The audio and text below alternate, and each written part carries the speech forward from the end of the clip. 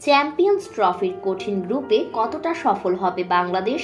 ভারতের সঙ্গে বাংলাদেশের প্রথম ম্যাচ হওয়ায় সংবাদ মাধ্যমে এসে ভারতকে নিয়ে একই বললেন পাকিস্তানের সাবেক ক্রিকেটার শহীদ আফ্রিদি। বিস্তারিত জানুন পুরো ভিডিওতে। ক্রিকেটের একটা ফরম্যাটেই দীর্ঘদিন শক্তিমত্তা দেখিয়েছে বাংলাদেশ। সেই ওয়ানডে ফরম্যাটেই এখন লিটন শান্তদের করুণ দশা। পাকিস্তান ও সংযুক্ত আরব আমিরাতে হাইব্রিড মডেলে অনুষ্ঠিতব্য চ্যাম্পিয়ন্স ট্রফিতে বাংলাদেশ কঠিন গ্রুপে পড়েছে। এই গ্রুপে বাংলাদেশের সঙ্গে আছে ভারত, পাকিস্তান এবং নিউজিল্যান্ড।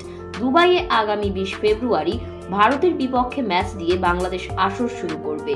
সমস্যা হলো তিনটি দলই প্রতিপক্ষ হিসেবে ভীষণ কঠিন। মরার উপর খাড়ার ঘায়ের মতো বাংলাদেশ দলের অবস্থাও শোচনীয়।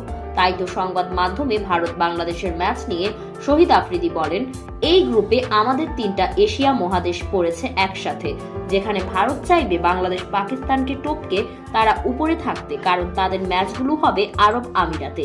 সেখানে তাদের একটা প্লাস পয়েন্ট রয়ে গেছে। এরপরও তারা যদি অনূর্ধ্ব-19 এশিয়া কাপের মতো কোনো দুর্নীতি না করতে পারে, তাহলে ভারত বাংলাদেশ ম্যাচটা বেশ জমজমাটি হবে।